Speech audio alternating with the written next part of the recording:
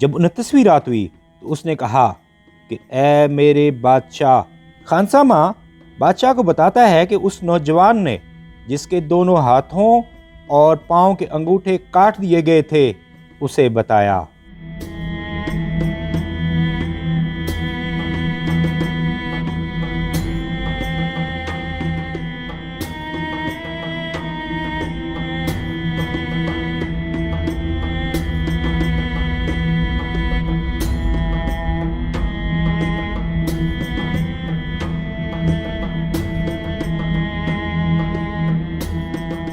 جب خادم نے مجھ سے پوچھا کہ ہم تمہیں خلیفہ کے محل میں لے جانے آئے ہیں، اگر تو اندر جانے میں کامیاب ہو گیا تو تیری شادی اس لڑکی کے ساتھ ہو جائے گی، اور اگر تو پکڑا گیا تو تیرا سر قلم کر دیا جائے گا۔ اب بتا کہ تو ہمارے ساتھ چلنے کے لیے راضی ہے؟ میں نے کہا کہ ہاں مجھے منظور ہے۔ جب میں نے اس سے کہا کہ ہاں مجھے منظور ہے تو اس نے کہا، دجلے کے کنارے خلیفہ کی بیوی کا ایک مکان ہے، آج رات وہاں جائیو اور وہیں پر سو جائیو۔ اس نے وہاں کے قفل کی چابی میرے حوالے کی اور چلا گیا۔ جب رات ہوئی تو میں اس مکان میں گیا اور وہیں پر سو گیا۔ جب تڑکا ہوا تو میں نے دیکھا کہ 2 خادم ایک کشتی میں آئے اور ان کے ساتھ خالی صندوق ہیں۔ وہ ان صندوقوں کو وہاں رکھ کر چلے گئے، مگر ان میں سے ایک نے ذرا توقف کیا اور میں نے غور سے دیکھا تو یہ وہی خادم تھا جو میرے اور اس لڑکی کے درمیان ایلچی بنا تھا۔ پھر تھوڑی دیر کے بعد وہ لڑکی بھی وہاں آئی۔ کچھ دیر گفتگو کرنے کے بعد اس نے مجھے لے جا کر ایک صندوق میں بٹھا دیا اور اسے بند کر دیا۔ اس کے بعد اس نے سامان سے باقی صندوق بھرے اور ان کو بھی بند کر دیا۔ جب سب صندوق بھر چکے تو انہوں نے انہیں کشتی میں رکھ دیا اور خلیفہ کی بیوی کے محل کی طرف روانہ ہو گئے۔ اب مجھے بڑی فکر ہوئی اور میں اپنے دل میں کہنے لگا کہ اس لڑکی سے شادی کی خواہش نے مجھے تباہ کر دیا اور معلوم نہیں کہ وہ ملے گی بھی یا نہیں۔ یہ کہہ کر میں صندوق کے اندر خدا سے دعا مانگنے لگا۔ اب وہ لوگ صندوقوں کے ساتھ قلعے کے صدر دروازے پر پہنچے اور ان نوکروں کی جماعت سے گزر کر جو حرم کی حفاظت اور اس کی پردہ داری کرتے تھے ایک بڑے خادم تک پہنچے۔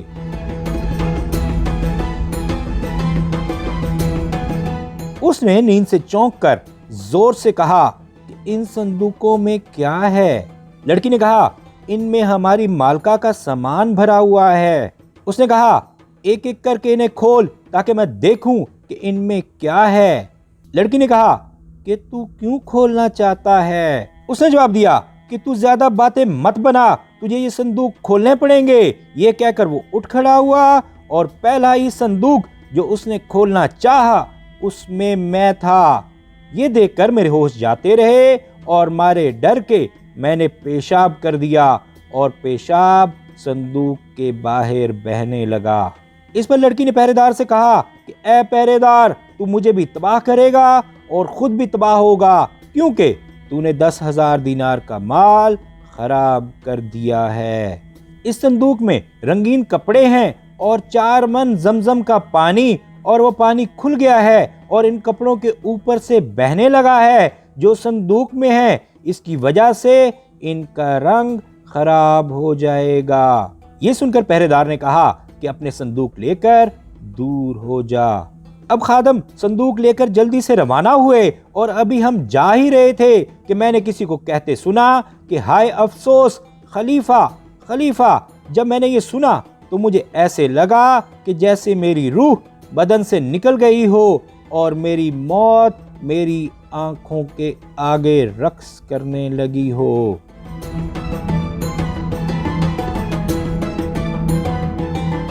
اب میں نے خلیفہ کو لڑکی سے کہتے سنا، تیرے ان صندوقوں میں کیا ہے؟ اس نے جواب دیا کہ ان میں آپ کی بیگم کے کپڑے ہیں۔ خلیفہ نے کہا کہ انہیں کھول کر مجھے دکھا۔ جب میں نے سنا کہ میرے مرنے میں کوئی کسر باقی نہیں رہی اور میں نے اپنے دل میں کہا کہ آج کا دن میری زندگی کا آخری دن ہے، لیکن کچھ دیر بعد میں نے لڑکی کو کہتے سنا کہ ان صندوقوں میں کچھ پرانے کپڑے ہیں اور میں چاہتی ہوں کہ ان کا حال किसी पर जाहिर न हो। खलीफा ने कहा कि मुझे इन्हें खोलना पड़ेगा ताकि मैं देखूं कि इनमें क्या है। ये कहकर उसने नौकरों को आवाज दी और कहा कि ये संदूक मेरे पास लाओ। अब मुझे मौत का यकीन बगैर किसी शक के आ गया।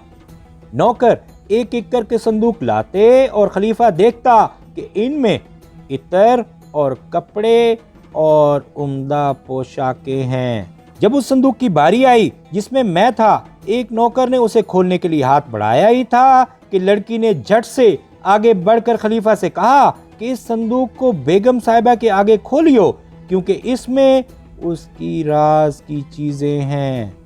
जब खलीफा ने उसे ये कहते सुना तो संदूक को अंदर ले जाने का हुक्म दे दिया और फिर नौकरों ने मेरे संदूक को उठाकर आंगन में रख दिया।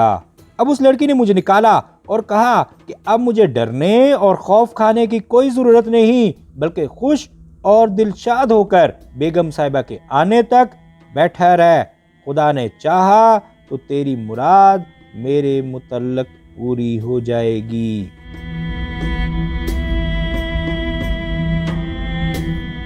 थोड़ी देर के बाद 10 कनीज़ें आईं और 5-5 आमने सामने बैठ गईं। इसके बाद 10 कनीज़ें और आईं जिनके दरमियान में बेगम साहिबा थीं, जो इतने जेवर और पोशाकों से लदी हुई थी कि चल न सकती थीं। अब मैं उसके सामने आया और ज़मीन को बोसा दिया। उसने इशारे से कहा कि बैठ जा, और मैं उसके सामने बैठ गया और उसने मुझसे सवालात करने शुरू किए और मैंने उसके सारे सवालों का जवाब दिया और वो खुश हो गई और कहने लगी कि ऐ लड़की, मेरी तरबियत बर्बाद नहीं गई। फिर वो मुझसे कहने लगी कि ये लड़की मेरी बेटी की जगह है और तेरे पास खुदा की अमानत है। मैंने उसके आगे ज़मीन चूमी और वो रजामंद हो गई कि मैं लड़की से शादी कर लूं। 10 दिन के बाद बेगम साहिबा ने अपनी लड़की की शादी के मुतल्लिक खलीफा से मशवरा किया। खलीफा ने इजाज़त दे दी और उसे 10,000 दीनार देने का हुक्म दिया। फिर बेगम साहिबा ने गवाहों और काजी को बुलवाया और उन्होंने मेरा निकाहनामा उस लड़की के साथ लिख दिया।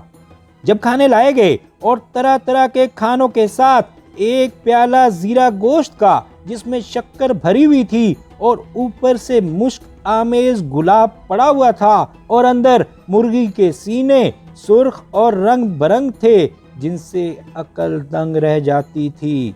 मैं दस्तरखान पर बैठ गया और जीरा गोश्त खूब सैर होकर खाया। उसके बाद मैंने अपने हाथ साफ किए, मगर उनको धोने का ख्याल न रहा।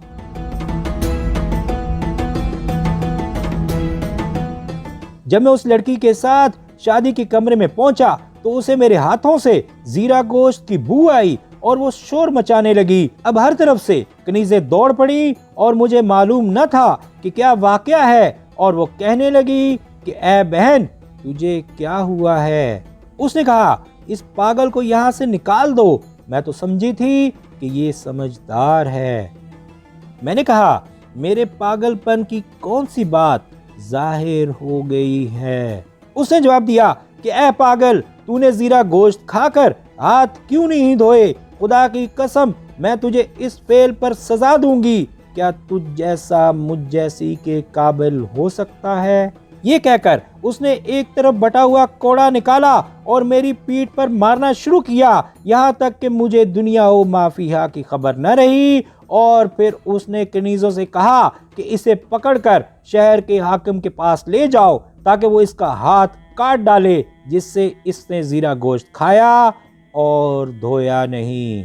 जब मैंने ये सुना तो मैंने कहा कि तू मेरा हाथ इस जुर्म पर काटती है कि मैंने जीरा गोश्त खाकर इसे धोया नहीं। अब कनीज़ें उसके पास आईं और कहने लगीं कि बहन, इस बार इसका जुर्म माफ कर दे। उसने जवाब दिया कि मैं इसकी चंद उंगलियां काटे बगैर न रहूंगी और इसे जीरा गोश्त खाकर हाथ न धोने का मजा चखाऊंगी। ये कहकर उसने कनीज़ों को आवाज दी और उन्होंने मेरे हाथ पांव बांध दिए और उसने एक तेज उस्तरा लाकर मेरे अंगूठे काट डाले, जैसा कि ए हाजरीन तुम देख रहे हो।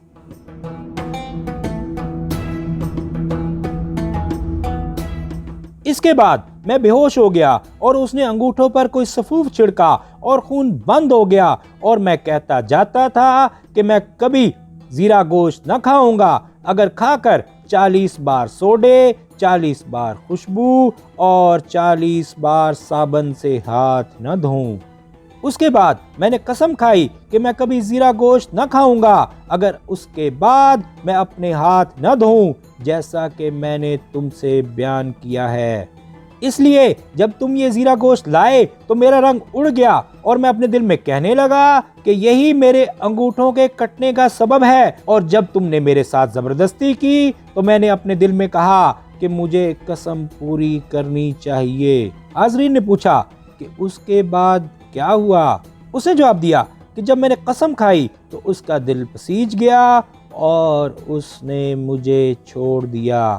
یہ ہے سبب میرے انگوٹھوں کے کٹنے کا۔ پھر خانسامہ نے بادشاہ سے کہا، اے میرے بادشاہ، کیا یہ کہانی کبڑے کی کہانی سے زیادہ عجیب نہیں ہے؟ بادشاہ نے کہا، یہ کہانی کبڑے کی کہانی سے زیادہ بامزہ نہیں ہے، بلکہ کبڑے کی کہانی اس سے کہیں زیادہ مزیدار ہے، اور میں تم سب کو بغیر پھانسی دیے نہ چھوڑوں گا۔ اب یہودی آگے بڑھا اور اس نے زمین کو بوسہ دیا اور کہا، جہاں پناہ، میں تجھ سے ایک کہانی بیان کرتا ہوں جو کبڑے کی سرگزشت سے زیادہ عجیب و غریب ہے۔ بادشاہ نے کہا کہ اچھا، اپنی کہانی سنا۔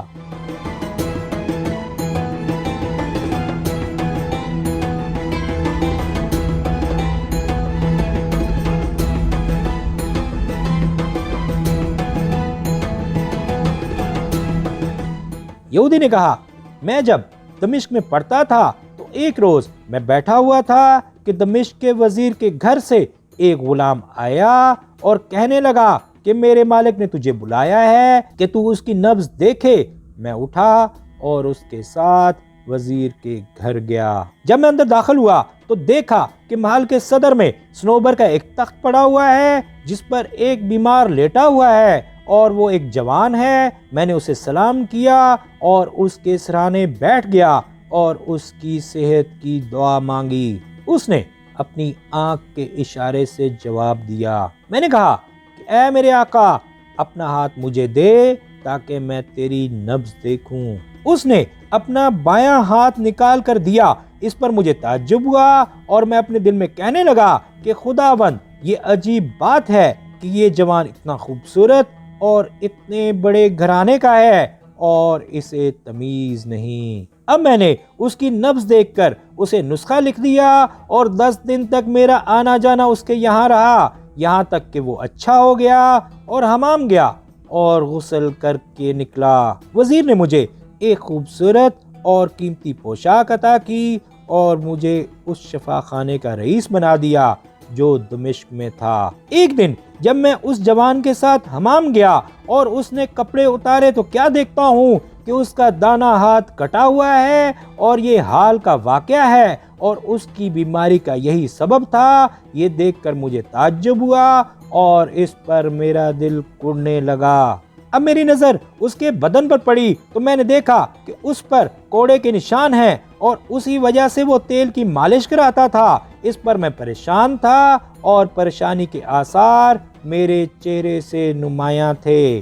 جوان نے مجھے دیکھا اور سمجھ گیا کہ مجھ پر کیا گزری ہے، اور کہنے لگا کہ اے نامور حکیم، میری حالت پر تعجب مت کر۔ حمام سے نکل کر میں اپنی آپ بیتی تجھ سے بیان کروں گا۔ جب ہم حمام سے نکل کر گھر آئے اور کھانا کھا کر آرام کرنے لگے تو جوان نے کہا کہ آیا تو بالا خانے کی سیر کرنا چاہتا ہے؟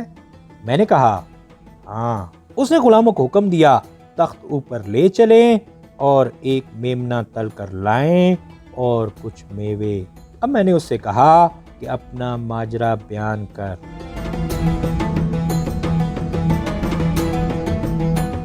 اس نے کہا کہ اے نامور حکیم، میں موصل کا رہنے والا ہوں۔ میرے 9 چچا تھے اور میرا باپ ان سب سے بڑا تھا۔ میرے چچاؤں کے ہاں کوئی اولاد نہ تھی، لیکن انہوں نے مجھے اپنی اولاد کی طرح ہی سمجھا۔ ایک دن میں نے اپنے والد اور چچاؤں کو دوسرے ملکوں اور شہروں کے عجائبات کا ذکر کرتے سنا، یہاں تک کہ مصر کا ذکر ہونے لگا اور میرے چچاؤں نے کہا کہ مسافروں کا بیان ہے کہ مصر اور نیل سے زیادہ خوبصورت جگہ دنیا بھر میں نہیں ہے۔ جب میں نے یہ سنا تو میرے دل میں مصر کا شوق پیدا ہو گیا۔ پھر وہ مصر کی تعریف کرنے لگے کہ جس نے مصر نہیں دیکھا اس نے دنیا میں کچھ نہیں دیکھا، اس کی مٹی سونا اور نیل عجوبہ، وہاں کی عورتیں حوریں ہیں اور مکانات محل اور آب و ہوا معتدل، اور اس کی خوشبو کے آگے عود بھی پھیکی ہے۔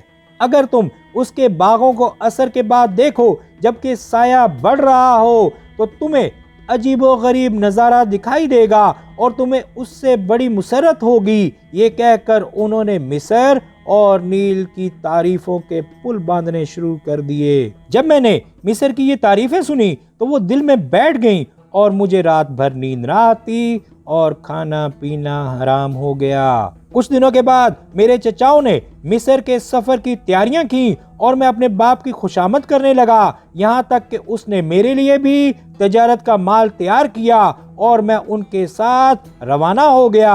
اور میرے باپ نے ان سے کہا کہ اس کو مصر نہ لے جانا بلکہ وہ دمشق میں رہ کر اپنا مال فروخت کرے۔ اب شہرزاد کو صبح ہوتی دکھائی دی اور اس نے وہ کہانی بند کر دی۔